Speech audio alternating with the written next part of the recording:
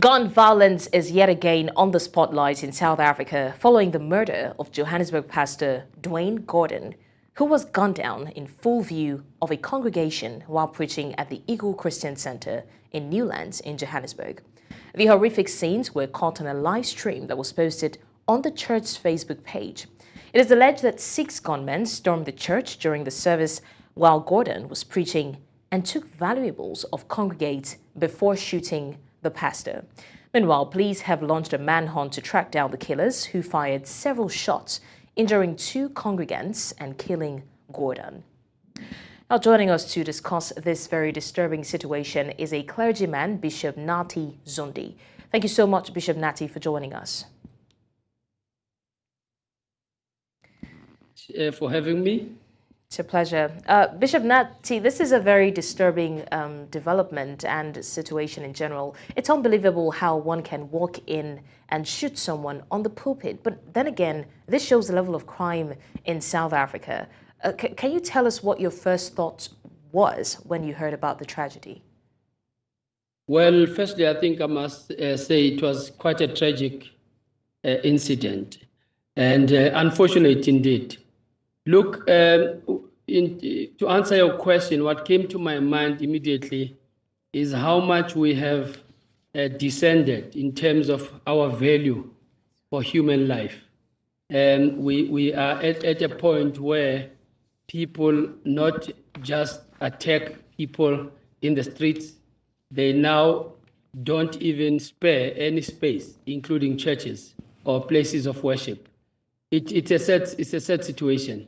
And I think it's a situation that really needs the attention of everybody.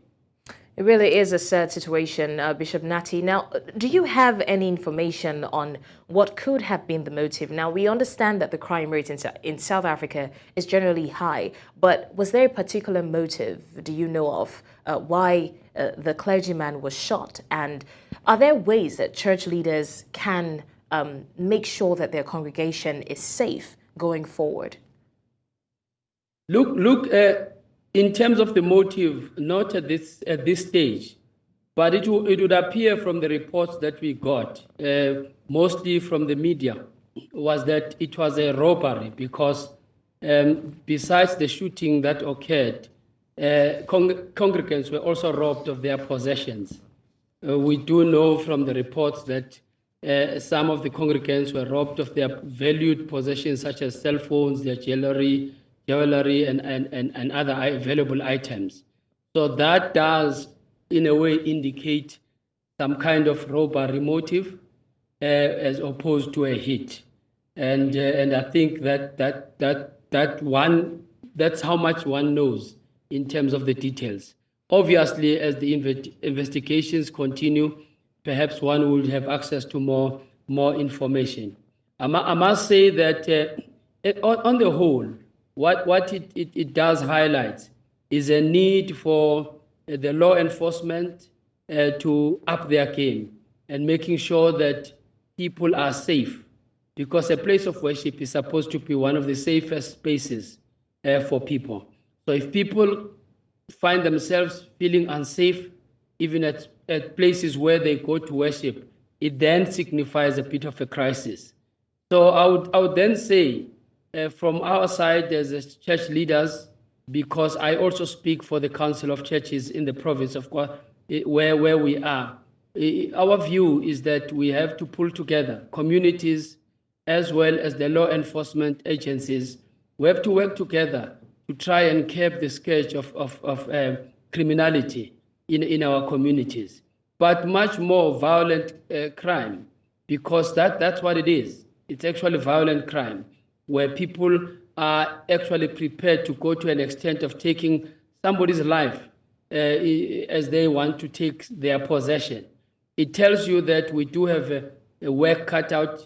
We have a lot of work to do in our hands in mobilizing our communities, but working with the relevant agencies in dealing with the spread of criminality in our communities. All right, Bishop Nathi, I really do hope that the investigations will show us something in no time. But also, I would like to ask, is it safe to keep these churches and places of worship open pending the time the investigation is still on? Well, I would say so. In fact, look, let me put it this way: one life is one life too many. One life lost is one life too many. So you would really not want to see anybody losing their life at the hands of criminals. But also, you wouldn't like to see anybody losing their prized possessions also at the hands of criminals. However, you must remember that we've got thousands and thousands of these places of worship in our communities. Right where this criminality took place in Johannesburg, in Gauteng, we've got thousands of places of worship. So I wouldn't like us to generalize and say out of one or two incidents, it's no longer safe to go to a place of worship. If we did so, I think would be exaggerating. It's still safe. People can still go to church, can still go to mosques, wherever their places of worship are, with, of course, a caution to say what it says to us is every places of worship, we also need to make sure that we take security measures, we put security measures in place, making sure that we have enough people manning security spots in our places of worship, but also making sure that people who come to our places of worship don't go in unnoticed. And I think that's another thing that we can do. And also, we have to work together as religious leaders in communities to come up with different strategies to making sure that we keep our congregants safe and the communities that go to our worship places safe. And I think that's what I can add. All right. Thank you so much, Bishop Nathi Zondi. We're hoping for more information on this development. Thank you once again for joining us. Thank you. You're welcome. It's a pleasure.